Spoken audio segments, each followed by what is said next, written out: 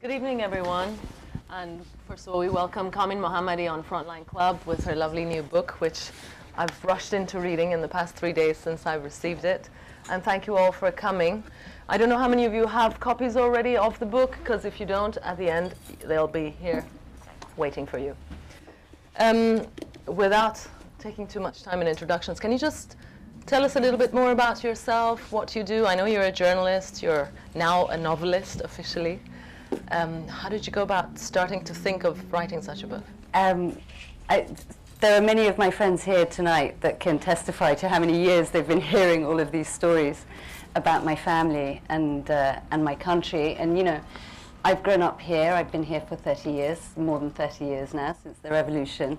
So I've always been very keen to communicate what I remembered in the country that I travel back to when I go to visit, which is a very different Iran to what gets portrayed really usually in the media in the West.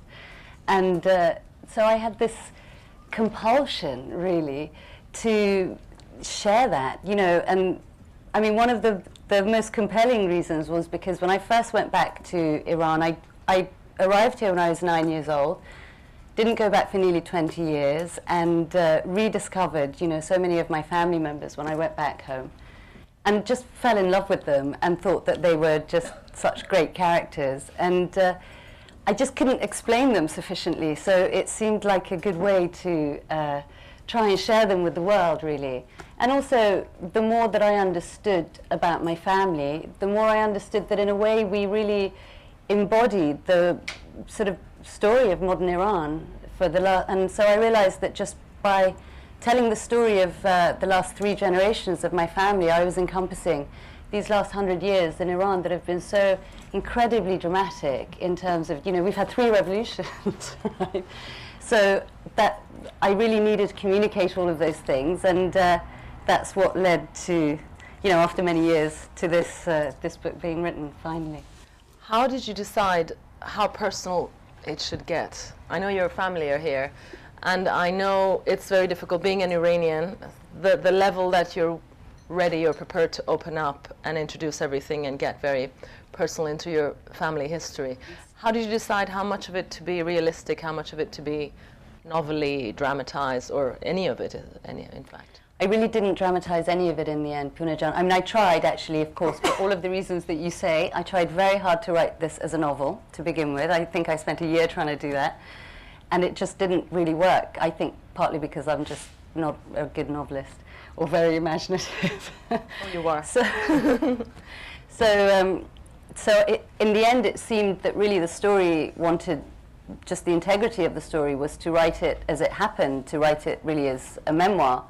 I resisted that for a long time because I didn't think that I was a very interesting character to, you know, if you write a memoir, you think, well, who am I to write a memoir, you know? Not enough horrible things happened in your life, you mean? I don't know, I'm not Madonna or, you know. So, but then you know, it's not just about me, obviously. It is 3 generations of my family, and trying to negotiate that, you know, we have a very, you know, in our culture, our honor is very important to us, and sort of saving face is very important to us. So to write about your private family business, in a way, as I was doing for the world, was really difficult. And it felt like a tough line to negotiate. You know, I wanted to be true to their stories. I also didn't want to invade anybody's privacy, really, also because the majority of my family are still in Iran, so I definitely didn't want to compromise them in any kind of a way. So I think I got there. I think I've already read the book, and I'm sure several of you have. We already feel like we know half of your relatives, your favorite cousin and your cool uncles and your grandparents with the lovely black flat hair. And how did you go about rediscovering them? I know maybe it's the best way to just start with reading a little bit from the beginning of your book, where we find out how you got there.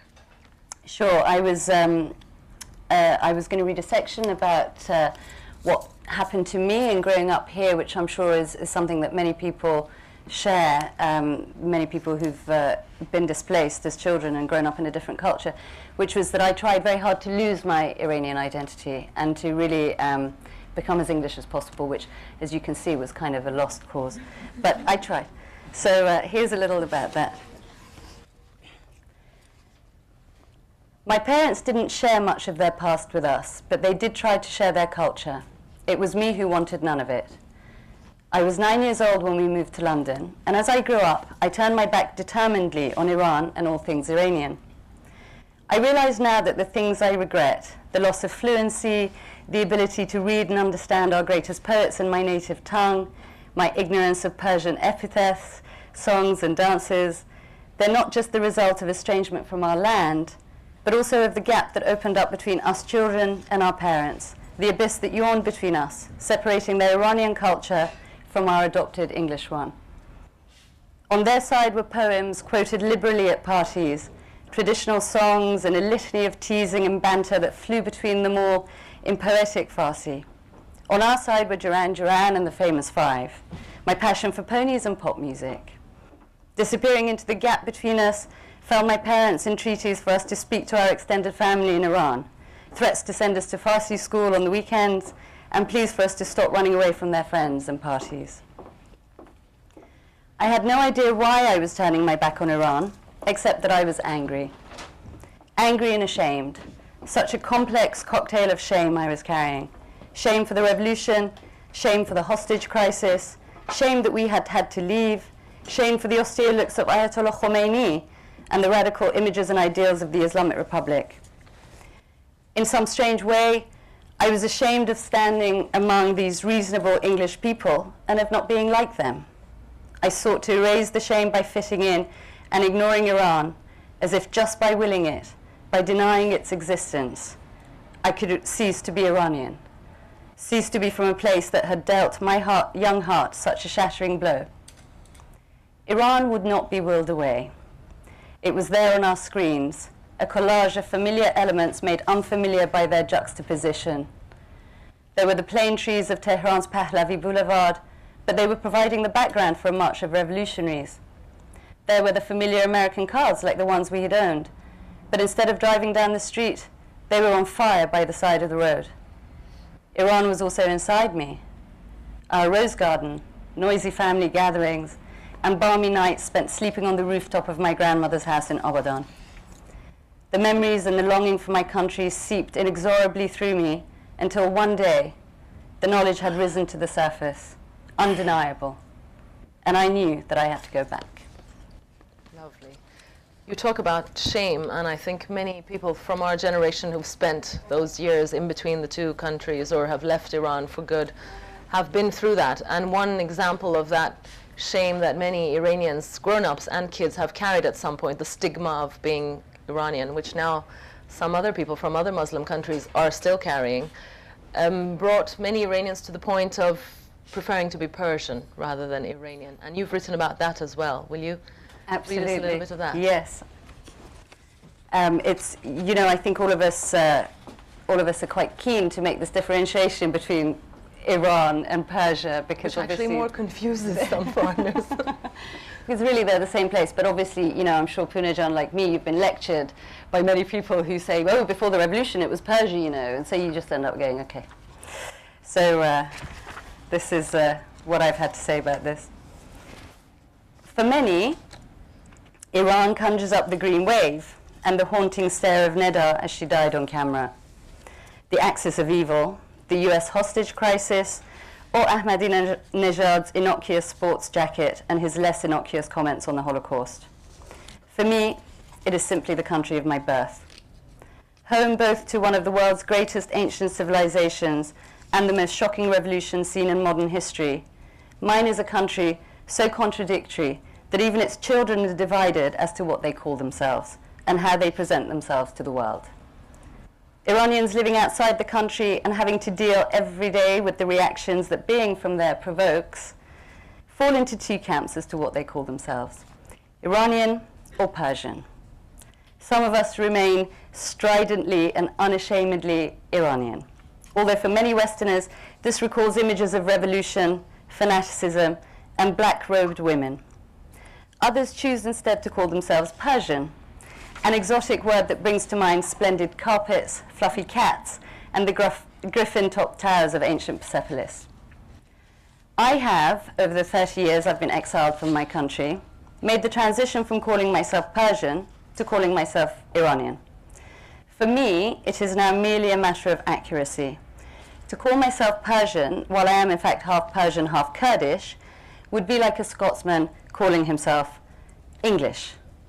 He may call himself British, but never English. And similarly, Persia does not contain the whole picture for me. I don't know if that clarifies things a little bit. I couldn't relate to that more. I'm sure many feel the same way exactly. Another question I have, and may I remind everybody that we will have plenty of time for questions after the bits of reading, but if there's any urgent question that you're really afraid you might forget, feel free to just raise a hand, and if it's a good time, we can always squeeze it in. The question of how much of the history did you really have to remember or go through or recap or research, really? Because you've not only gone back from the period that you vaguely remember from around the revolution, you've gone centuries back. So that's not just a personal thing, it's a matter of accuracy in terms of finding out the facts and the years and the details, right? That was really, really important to me because I know that there's a feeling that memoirs are unreliable. And it was very important to me to present as accurate and objective a historical piece of work as possible. I didn't want it just to be about, what we thought about things. So, and also personally, I was extremely interested to understand the roots of the revolution. And the more that I read, the more that I understood that the roots went, they just went further and further and further back. So I did, happily for everybody, that everything that I wrote about the history is not in this book because I did start 3,000 years ago. But this book really covers about the last 100, 150 years, I suppose. And the family history, of course, it's, we don't have necessarily records. I didn't go around trying to find kind of birth certificates, none of that. I did speak to as many members of my family as I could find and as were available for many years. So I tried to excavate and pull together the family history like that. And sometimes I had to put the family history together with the actual history to try and decide what had actually really happened. We had several versions of certain things. So that was a process that went on for years in a way. And my last trip to Iran, I was there, it was over 2 trips. I was there about 6 months. So then I really tried to to go to the village where my father was born, to really actually kind of go into the footsteps of my parents. And then I spent a good year and a half really in the British Library, reading, as much as I could about our history and digesting that and trying to relate that, as I said, to our family history, trying to understand really what that meant. And kind of distilling that finally into what we've got here. And I don't know if I've succeeded, but I hope that at least the version that comes out in the book, I hope it's not totally subjective. Let's go to the part which is maybe historically very interesting for many non-Iranians, because that's the part they most have heard about or read about, the Mosaddegh era.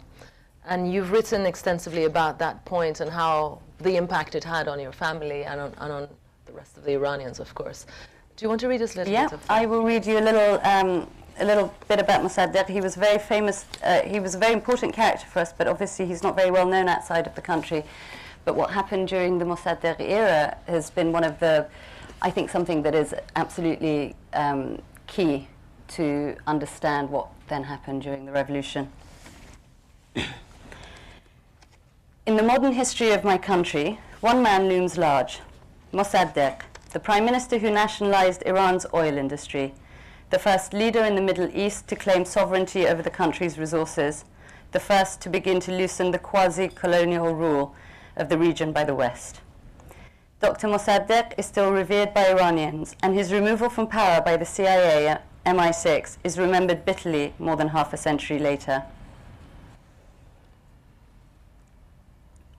On returning to Iran from Britain, Bagher, who's my father, had been invited to the Majlis to hear the oil nationalization bill being debated by a relative, and he heard Dr. Mosaddegh deliver the bill, which proposed to turn the oil industry and its profits over to Iran, the country claiming sovereignty over her own resources.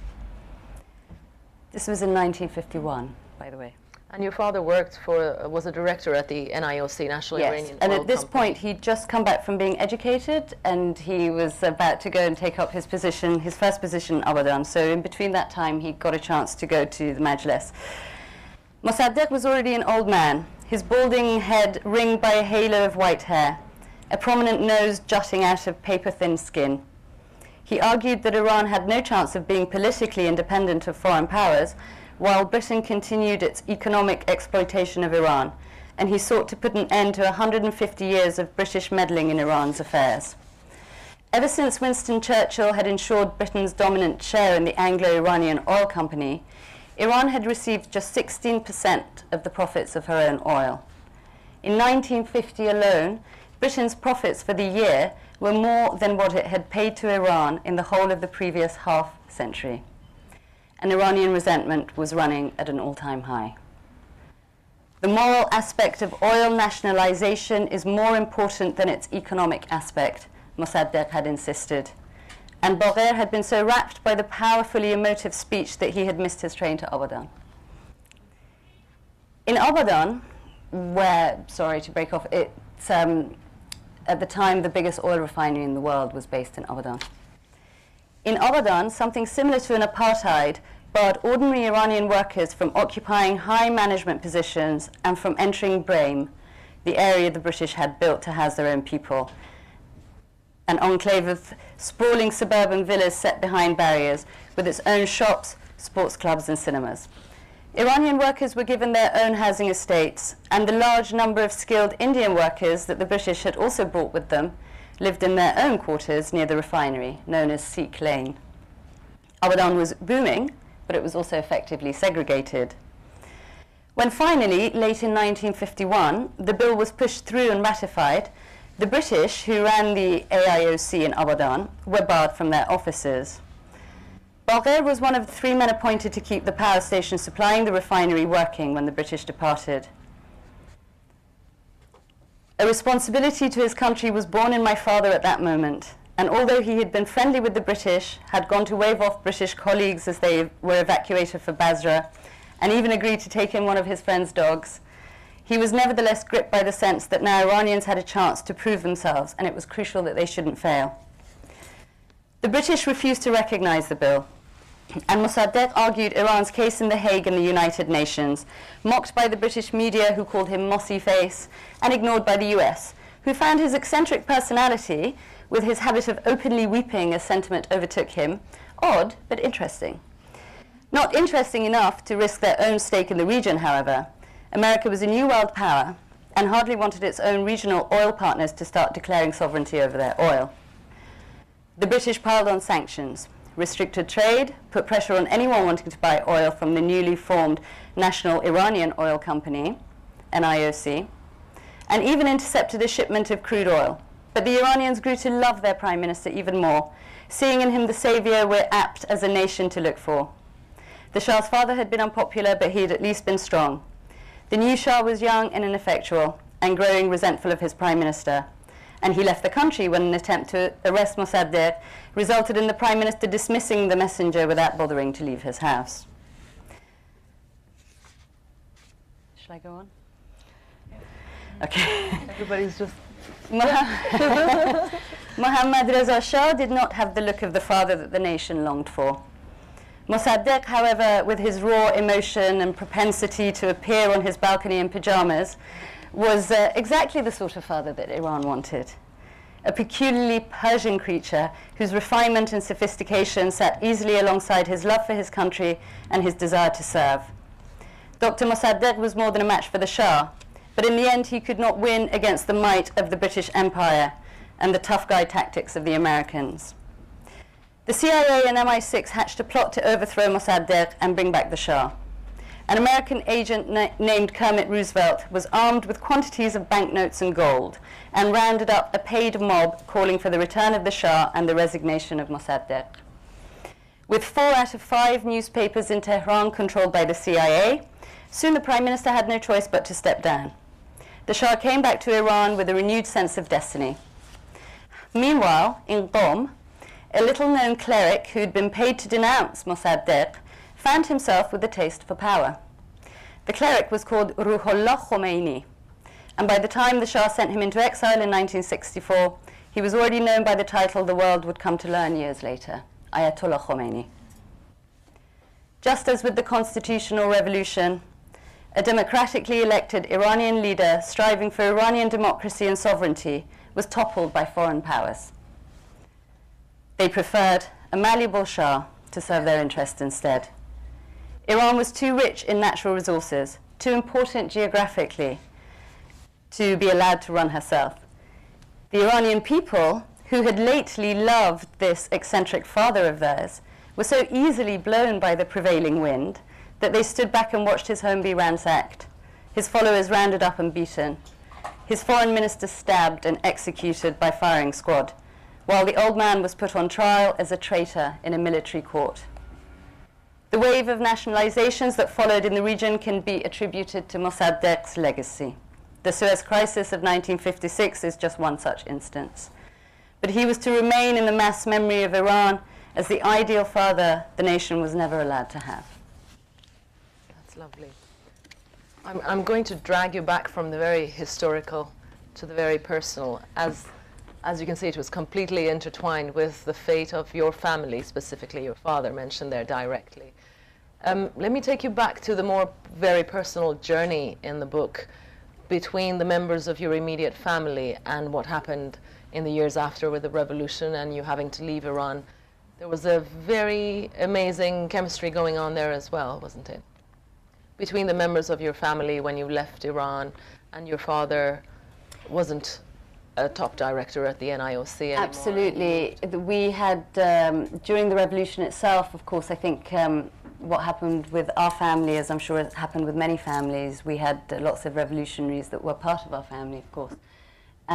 But there was no sort of idealistic, because of course many of the revolutionaries were not religious in any sense. Mostly they were socialists or Marxists or all sorts of kind of left-wing ideologies that were going on then, or, you know, ethnic separatists like the Kurdish movements. And in fact, my father, when we found out that his life was in some danger, because I suppose of the position that he held at the time, it was one of my uncles who was a revolutionary who kind of saved us and got us out of Ahvaz, which was an oil town where we were living at the time.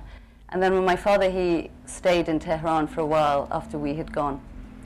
That's you and, sorry, my your mother and your my sister and I. He sent us first to the UK. He was also guarded by some Kurdish guerrillas who another cousin had sort of brought to look after him. So in the sense that there certainly wasn't any ideology that was dividing us. It was actually a moment when really this kind of web of connections and love of the extended family really closed in around us and saved us. Let's go back to another part, the professional part, which you came to London, you became a journalist, very much into fashion and beauty and everything else, and travel. Yes, you did the Lonely Planet guide, yeah, with the help of another author on Iran. And it must have been a completely different experience being an Iranian, seeing what's happening in Iran, not being in there, and sort of observing it from outside, and being a journalist, which already I understand means a complete knack of curiosity, if not nosiness, on the Iranian side, to be there and see what's going on. And that was a difficult moment for you as well there, with seeing, especially the second round, the revolution 2 years ago and the protest happening in Iran. It's, you know, Pooneh Jan, I think you know as well as I do that we walk such a tightrope, because when you are writing about Iran in this country, or let's say generally in the West, of course you want to be able to go back, because, you know, it's no good if you get banned. So you want to keep those doors open. So that's already tricky. I mean, I've always tried very much to stick to human stories, because in any case, that's really what interests me. I don't want so much to write about politics.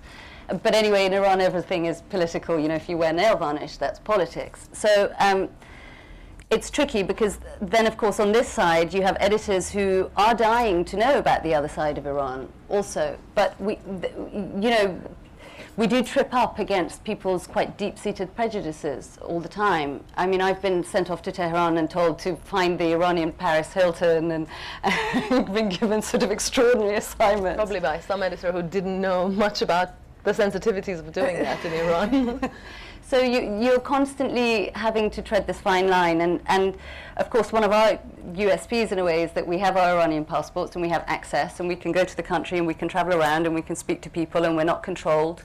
We don't have minders and fixers and, you know, bodyguards and all of that. So I've always been able to travel around in Iran within my family and to write my stories that way. But when the elections happened and all of the troubles and the demonstrations a couple of years ago, I had a lot of phone calls from... You were in London then? I was here, and I had a lot of phone calls from sort of everybody, or lots of media, and I can read a tiny bit about that if you want. Yes, please.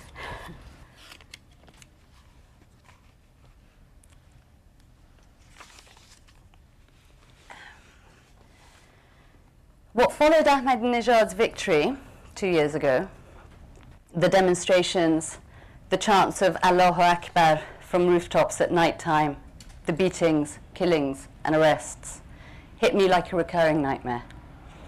Current affairs enthusiasts were excited, but I couldn't share their exhilaration. The sight of the violence on the streets blinded me to any historical perspective, and all I was concerned about was my family and my country once again.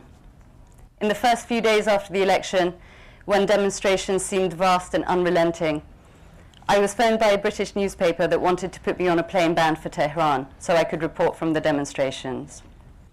I hesitated, saying that given the number of my friends and acquaintances already in jail, I didn't think it would be safe for me to go. The prospect of being imprisoned or even questioned does not attract me, and I'm certainly not brave. But the newspaper insisted, and exasperated, asked me outright, "But aren't you interested? Don't you want to help?" I laughed out loud at the irony. Was I not interested?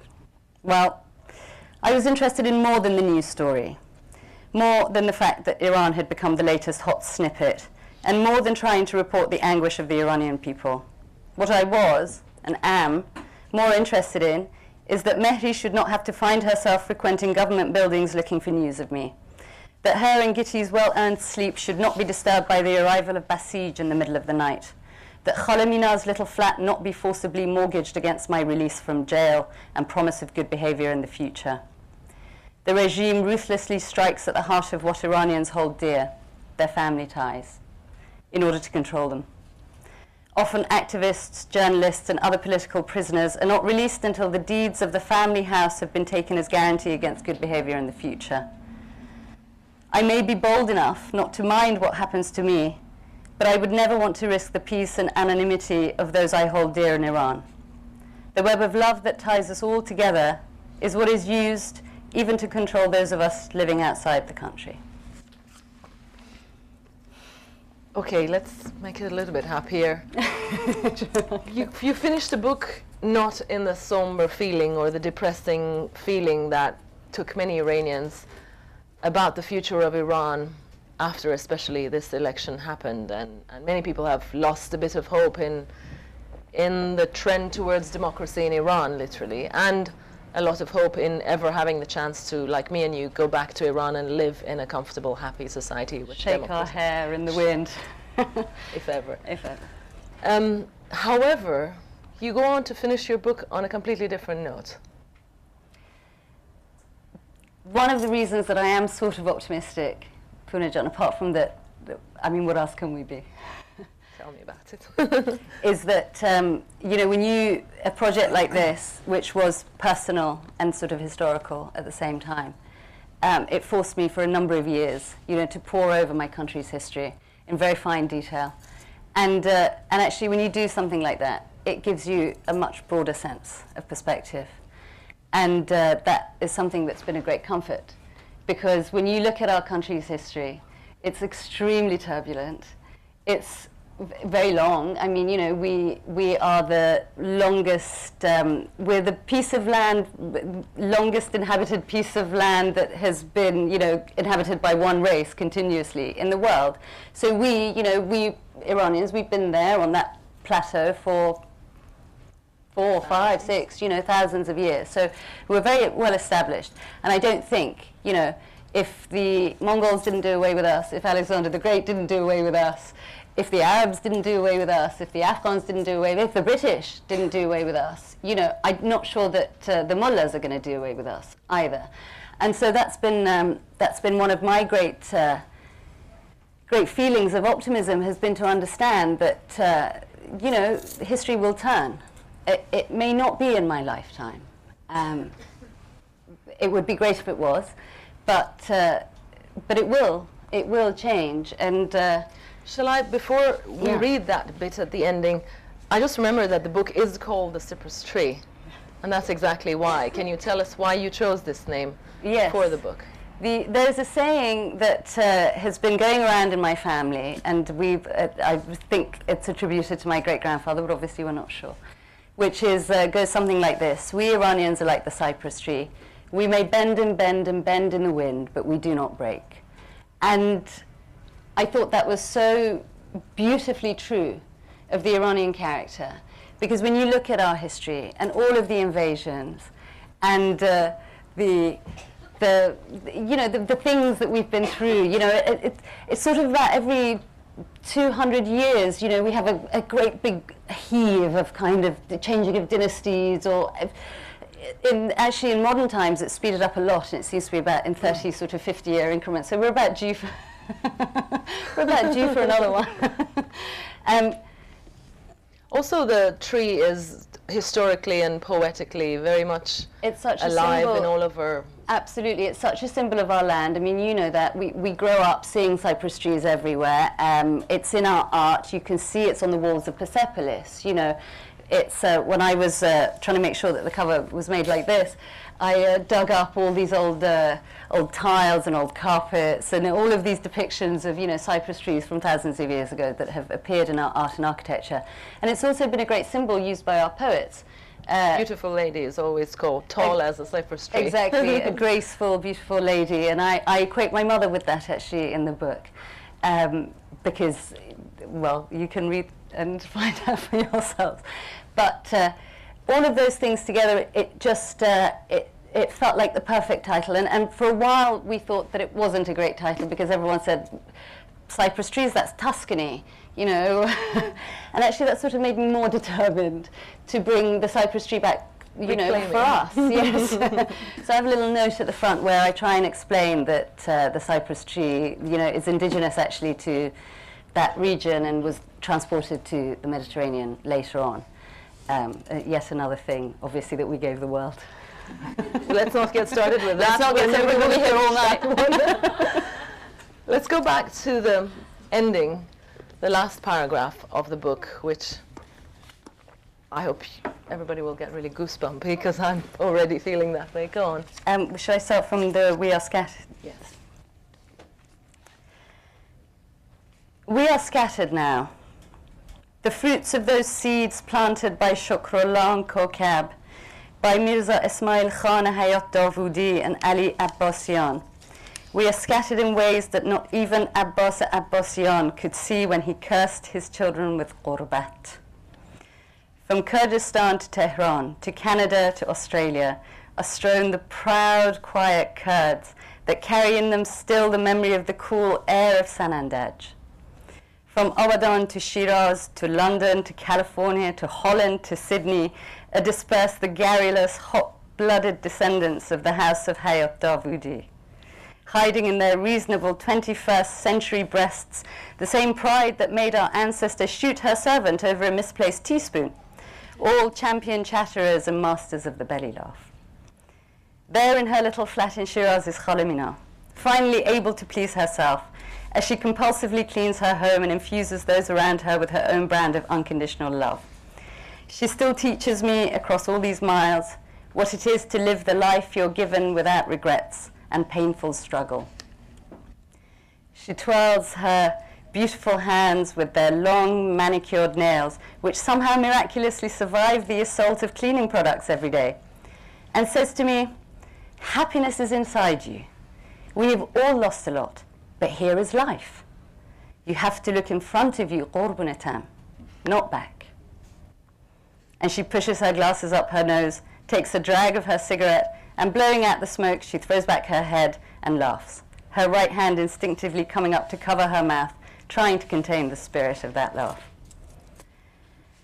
Mehri is in her tower in Tehran, spending her retirement taking care of her elderly mother, the Sadat Khanum of upright posture and brisk walks, replaced by a woman with no memory, slumped in her chair and unable to will her legs to straighten so that she can walk, asking throughout the day, who is that, as her granddaughters strut about the flat, midriffs bared.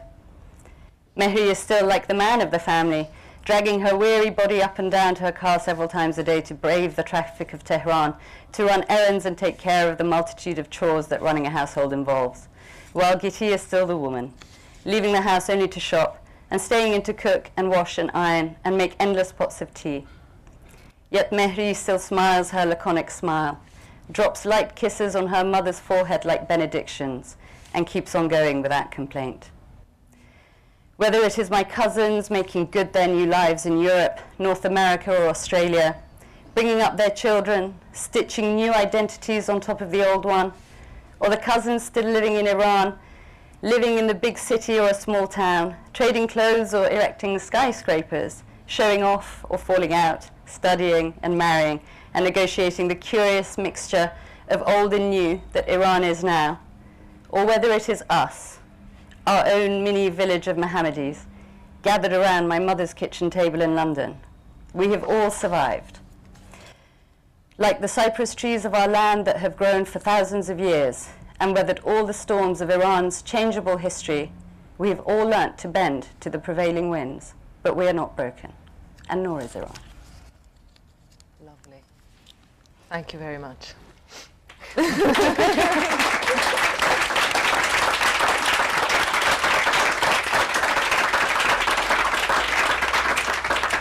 She did ask me not to make her read that end bit, but I couldn't resist. I'm sorry. Shall we take questions? Yes. Who's got? Yes, the microphone there. And is there another one? Right in the middle. Thank you. Hi there. I really loved the ending of your book when you referred to not wishing to have your family held hostage or being disagreeably treated. Because you wrote this book now, do you have to worry about that, or are they okay now? Yeah, my family are all fine. I took some tiny measures to protect them in the sense that I changed a couple of names, but obviously we're all extremely traceable if anyone wants to trace us.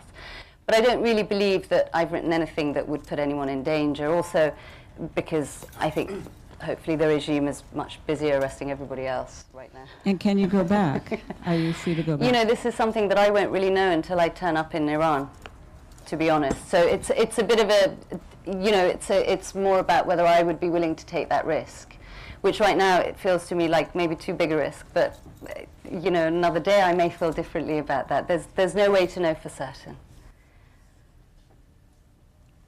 Anyone else? Yes.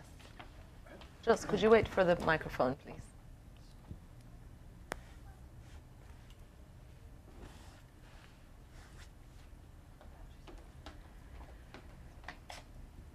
Has your book been published in Iran, and if so, what's been the response?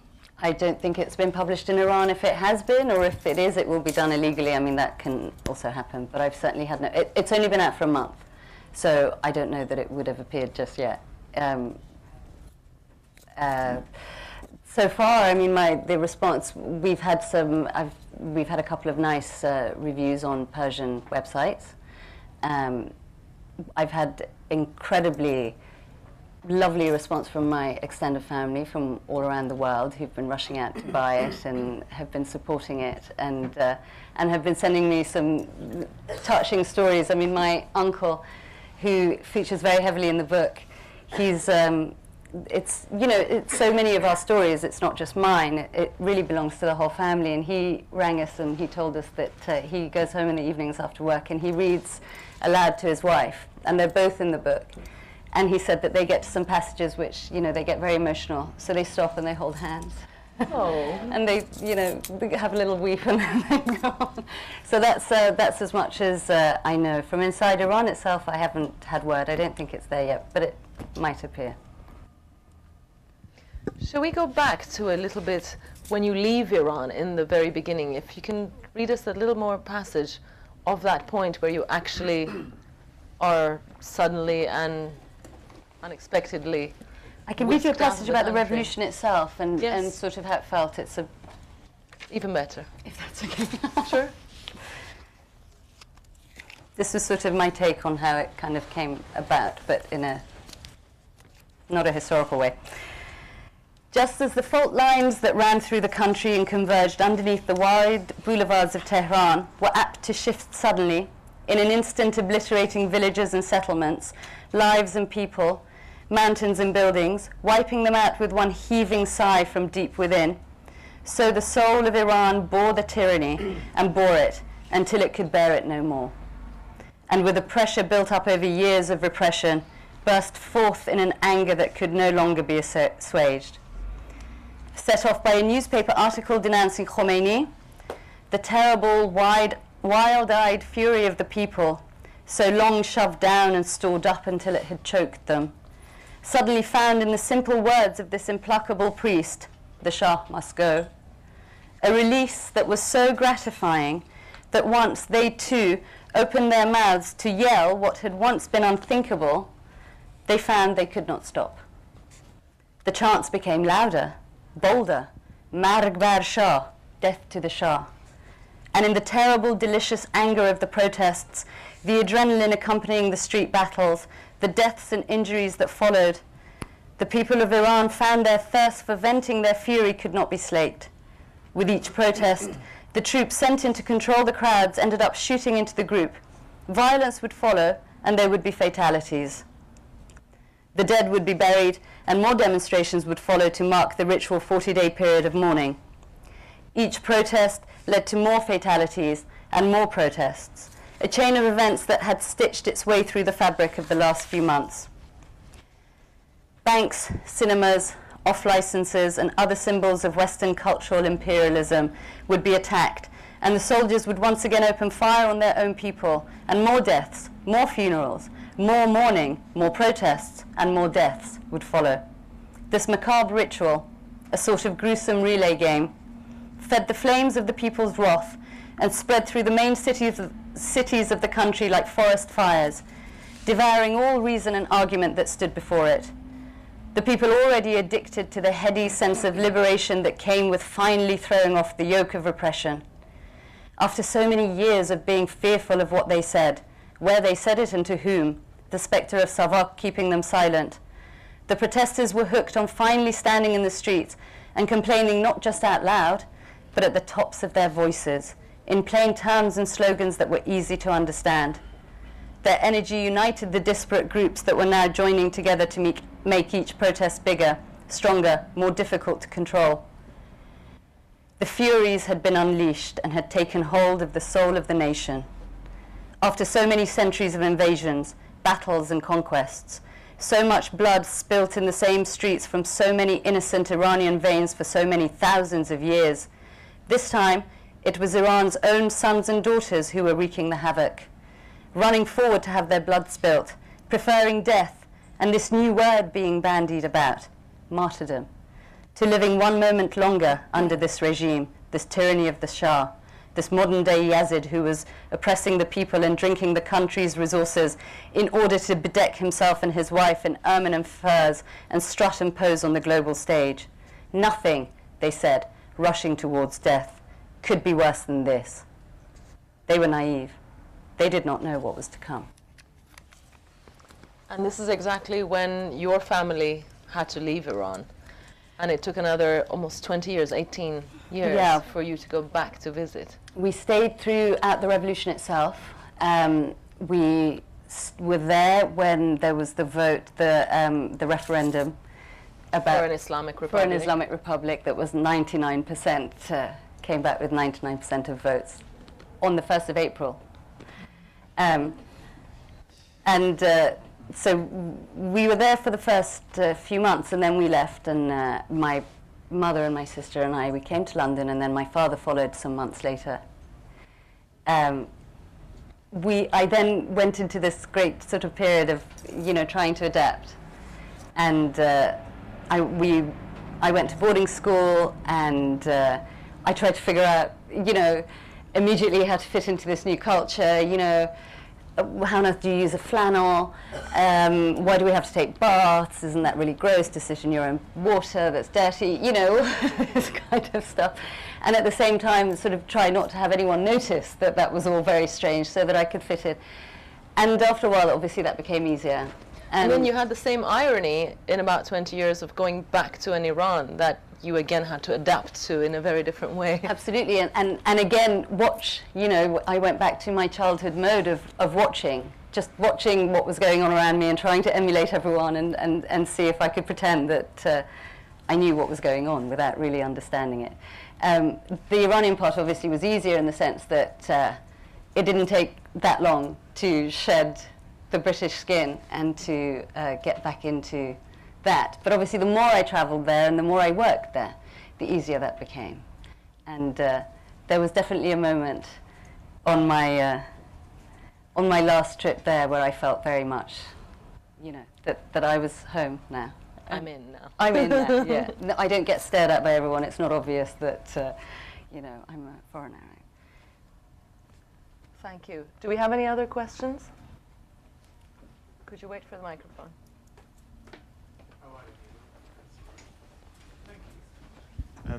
I just wanted to say I really enjoyed reading your book, and I thought I answered my own question actually while I was waiting to ask it. So but I might as well tell you what it was. It was what distinguishes your book from other Iranian memoirs, because it's a packed bar and everyone's clambering to get served in a way. There are literally almost dozens of Iranian women's memoirs, but I felt it was the historical sweep and its impressively researched history that was impressive. But that's the question I answered myself. The question I had for you was... Thank you for answering that question. Thank you. You did it much better than I could. Was, in your book, you pointed out that Iran has the lowest mosque attendance of any Islamic country.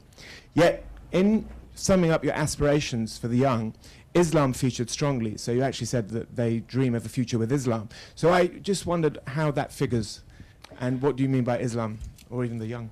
Well, Islam, I mean, that I can't define that. Islam has become all sorts of things in Iran. I think that I'm not sure that what's going on and being pushed around by the regime as an excuse to kill people and repress people can really be called religion.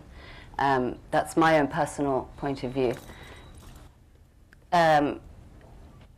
I do see that statistic about the lowest mosque attendance was really intriguing to me, because it seemed also really to reflect actually what I see inside the country when I go back, which is that there are many people who are still in love with their religion, in the sense that there are many who are, and I think that in a sense as a nation we have been quite charmed by Islam ever since it was given to us at the end of a sword. But I think that there is a sort of, if I can try and speak for the Iranian character, I think we have a sort of sense of spirituality and devotion, which perhaps is being expressed through Islam, because that is sort of the storefront. What I hear from people is that if they had a choice tomorrow, they wouldn't stop being Muslim, but they would like it to be their choice, how they express that. If they want to wear a hijab, if they want to pray, if they, they don't necessarily want a whole society that's built on whether, are they going to get a job because they were seen praying at Friday prayers in the right place. So I don't know if I've answered your question, but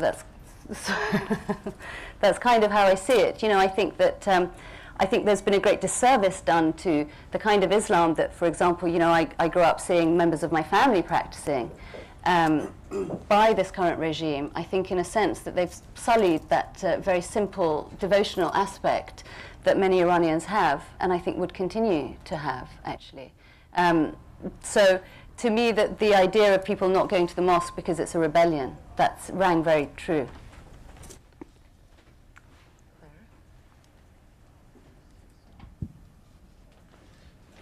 I'm sorry to ask this. It shows such a patchy history, so I'm sorry about that. But at the beginning you said there were not 2 but 3 revolutions. Now I know 53 and 79. Constitutional revolution of 1906 to 1911. That was our first revolution, which was, well, it was about having a constitution, really. It went on for some years, and there was a lot of toing and froing with the Shah, and we did get a majlis, a parliament, out of it. We did get a constitution out of it, but again, that was, at the time, what was going on is, it was the great game between Imperial Russia and Great Britain that had, you know, they had their colonies in India, etc. So they were going back and forth, you know, all over Iran to try and make sure that the other didn't get dominance in the region. And in the end, a kind of an independent Iran that was being run by a parliament, by some sort of democracy, didn't really suit their plan for the great game. And so in the end, actually, that was kind of quite effectively put down. The Shah was given powers. He was backed up by Britain and Russia. In fact, it was the British and Russian forces that were pushing back the revolutionaries. So that was our first one. Didn't quite materialize as it was meant. It just didn't quite, yes, it didn't quite work out. Yes. So 06 to 53 was a really good 50 years or so for... No, sorry, it was 06 to 11. It was 1906 to 11, and then there was the Great War, which meant that Iran got occupied. And then it was Reza Shah, and then it was the Second World War, at which point they brought in the last Shah. And then in 53, there wasn't a revolution, I suppose, as such, but it was the nationalization. Could have been a revolution. Exactly. But there was the nationalization of the oil industry, which was, you know, again, another moment when we had, you know, we had sort of some dreams coming true, in the sense that Mosaddegh was democratically elected and he was very popular. And again, that was, yes, put down by, you know, some of the same great power. It's slightly different, you know, at that point Russia had kind of stepped back and America was the nascent power in the region, so it sort of went between Great Britain and America. And in fact, after that point was when really the American era started in Iran, because that was when America started really to become a superpower, and the spectre of the Cold War was, you know, rising, and one of the things that persuaded the Americans to step in and get rid of Mosaddegh was that they were persuaded that he had, you know, the Reds were behind him. Thank you, Kamin, for that. I should confess that I haven't read your book yet, so but based on what you said tonight, I have a question. You correctly mentioned human rights violations and repressive policies of the Iranian regime. But I think, objectively speaking, these human rights violations in Iran are dwarfed by the human rights violations of the United States, Britain, Israel, for just the 10 years of illegal invasions and occupations of various countries in the region. And there is, as was in the case of the Mosaddegh US-British standoff, there is a US-Iran standoff. And there is a demonization by Western media, including by the BBC, to vilify the Iranian regime based on a lot of distortions and falsities, and for example, the nuclear issue and all that. And in the same way that at the time of Mosaddegh, there were sanctions against Iran, there are sanctions against Iran now. In the same way that the CIA and MI6 hatched various conspiracies, we know the head of MI6 said October last year that we have to covertly disrupt Iran's nuclear program, and we have seen assassination of Iranian scientists. Sorry, is there a question there? Yes, I have a question, yeah. That most experts say it's done by the US and Israel. So we have all of this in the background, and Western media is demonizing Iran. So what I'm afraid of is that what we saw in the case of Iraq, 13 years of sanctions, demonizing Iran, can be repeated, that this can be a deja vu, that the Iranians in diaspora can just become sort of Iranian Chalabis, paving the way for this demonization of Iran, leading to a serious cataclysmic war against Iran, which could topple, yes, the Mullah regime, but at what cost? So my question is, sorry for a long question, my question is, does your book, because as I said, I haven't read your book, but I know that in previous years you have spoken on anti-war platforms, including in London, and in one of your trips to Iran, you went to Kurdistan, you actually reported on the chemical weapons that Western companies, with the complicity of Western governments, gave to Saddam to chemically bomb Iranian soldiers, Iranian Revolutionary Guards, Iranian Kurds, and so on. Iranian civilians, most Iranian civilians, yes, yeah. So, but there was none of that in your present talk, maybe because you had other things to say. But what I want to know is that, how does your book try to counter this demonization? It's one thing to oppose repressive policies of the Iranian government. It's one thing to oppose human rights violations in Iran. It's another thing to play into the demonization of the regime in Iran, which is exactly what happened in the case of Iran. I think that, Abbas John, thank you, that's a very interesting point. And I mean, all of those things that you mentioned, obviously we know that they're in the background. I don't go into them in my book because they're not really the concern of my book, in a sense. My book is about telling the story of my family and therefore of our country. And the best way that I can think of to counter the demonization is to humanize Iran. And that is really what I've tried to do with this book, is to bring out the human stories, and I really hope that when you all read my book, you will agree with me that, hopefully you will see that there are characters in the book and there are people there, just like we're people here. And that, we're not all Ahmadinejads or whatever the kind of the picture has been built up.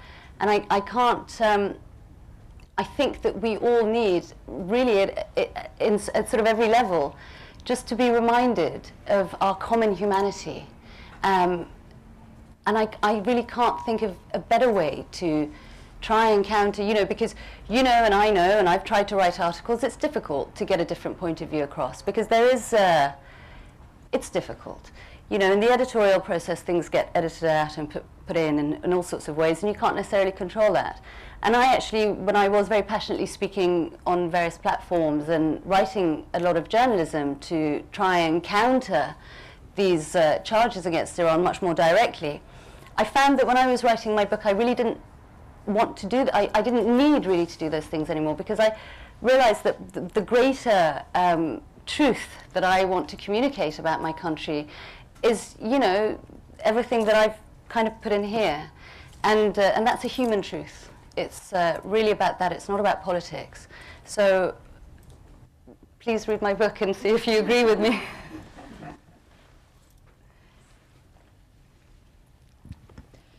It's a question really from Kashmir, because I was reading your book when I was there recently. And for those who are not familiar with Kashmir, it's another Muslim region where women have no voice at the moment. And most of our employees are women. And they asked me to ask you, how do you manage to tell your story? Because we can't tell ours. Thank you for asking that, Justine, because that's been an absolute passion of mine since I started traveling back to Iran. I went back there as an adult, as a working adult, I was nearly 30, I was already a journalist. And one of the things that absolutely struck me was not just the women, but particularly with the young people. They had so much to say. They felt like they were so full, of things that they needed to express, and they didn't have a voice.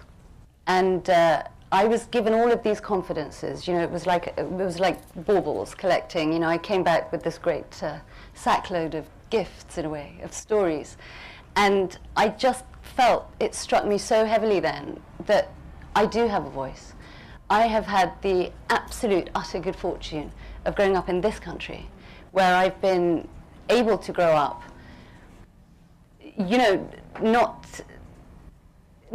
thinking that I am equal to anybody, believing that I have freedom of expression, and the absolute privilege. That's when I really realized that this thing that I call a right, it's a privilege, and it's an honor to call it a right. And it's an honor to be in this country where I can speak. I can speak for myself. But also, if I can give some kind of voice to the people that I meet and speak to in Iran, bear witness to them, really. That's been a really compelling motive, actually, behind my whole career. So, so I think you can tell your ladies in Kashmir that until they are fortunate enough to be in the position that we are, perhaps some of us will carry their stories and tell it for them, because that's the best that we can do. Thank you. Hi. When you were talking about the revolution earlier, I couldn't help, the one in 1979, I couldn't help thinking that you must have only been, a child, 8 at the eldest, I'm guessing, I don't know how old you are. And I was just curious, because children see things so interestingly and differently, and they notice things that grown-ups sometimes don't. And I was just curious, because I haven't read your book, what are your strongest memories of that time when you were a little girl? Well, thank you, Johnny, for that question. The passage that I read you obviously was a writerly passage, summing it all up. And it wasn't so much about, I was 9 at the time, 8 I suppose when it started, 9 by the time that we left. And I did, apart from the parts where I tried to kind of pull the history together in some sort of objective manner, I did write about what I saw, and I just remember some of the things, and they're all in the book, some of the things that used to affect us every day, Naren, you remember, probably, it's my sister there, that we would gather, every night there would be, people would disappear from their beds, and, and it was this sort of weird excitement thing, where all the sort of neighborhood kids would gather, every morning because the adults weren't, speaking to us about any of that. So we would gather on the corner of this, on the street corner before school, do you remember? And we'd have our little gang, and, everyone would come out and they'd say, last night this happened. Did you hear that, Dr. Blah disappeared? And we would say things like, oh, who's going to take his dog? I want his dog. The kind of stuff that concerns children. And one of the things that seems to have caught the imagination of some people is that I had a pet lamb at the time, and I loved him, and he was growing up a little bit. And at the time of the revolution, we left our house in Ahvaz there in a particular hurry. We didn't say goodbye to people. It wasn't really safe necessarily to let people know that you were leaving, so you would sort of go away like you were off for lunch and not come back. So there was none of that saying goodbye stuff, which was very difficult.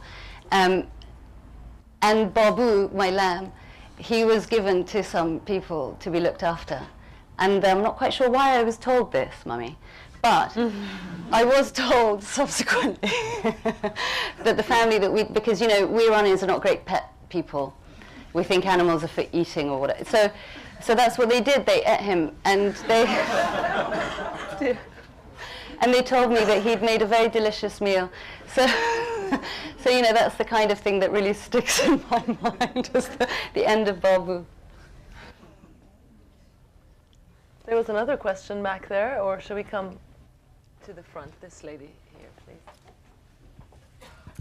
please. This is a very contemporary question, and I hope I don't have it wrong, but I understand that the Iranian government is closing the liberal arts faculties now in Iran, and I was wondering if you could tell us a little bit more about it, and whether there is in Iran, as there was in Russia, a whole slew of under the whatever the drawer the word in Russian is for quietly written, like a cultural revolution. Yes.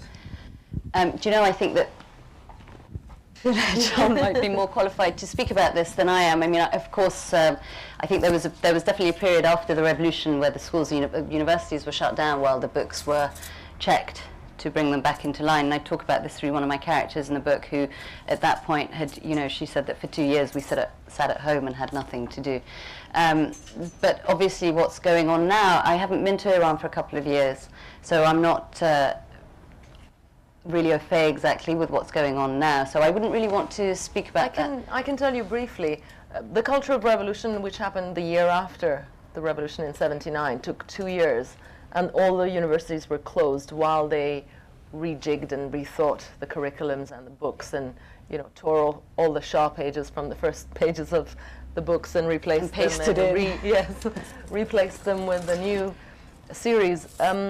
Recently, it's not as humanities has been cut out of the curriculum. I just got over. I think yes. I got it over. No. There is partly that. There are some fields of humanities, including journalism, philosophy, business administration, even English and Farsi language and literature, which have temporarily been paused in some universities from being offered because they said they're reconsidering them. So there is the fear that they might not come back for a while, but they are supposed to. This is optimistically. Optimistically speaking. I think that one of my feelings is that whatever is going on in Iran right now, it's very, very difficult to close a country off nowadays. We've seen all this talk of social networking and uprisings and Twitter revolutions. Those of us who travel to Iran regularly, we know that we have, however much the government closes down websites and information, there's a 15-year-old hacker right on their tail who knows how to break that code and will write it on the back of a bus seat. So, we don't get that sense out here in the West, and that's something that, it's all the ways that in a way Iran gets misrepresented, because in the same, this whole adaptability thing that we have, we Iranians have adapted also to this regime. And I think that with this kind of revolution in information that we've had globally, it is difficult to cut people off completely. And, I was speaking some years ago to a friend of mine who had started one of the big ISPs in Iran, internet service providers, and he said to me, Kamin John, we have the best computer brains in the world in this country, because they just know how to break every code going, So there's always a lot of cause for hope. The government can do something, but the people are much brighter, I would say. At the same time, it is officially, by the exact words of the leader of the country, it has been said that humanities, especially philosophy and other humanities fields, have to be reconsidered and rejigged, because we don't want to contaminate the minds of the students in Iran with Western philosophers and their kind of thinkings, or materialistic or imperialistic, and we have to rethink an Islamic philosophy into the curriculum. Which is interesting, because Khomeini himself he actually was an expert in Western philosophy. Right, yes. And he made a lot of his kind of theories actually as a response to and off the back of that. So, any more questions? Shall we say thank you to Kamin Mohammadi? Thank you.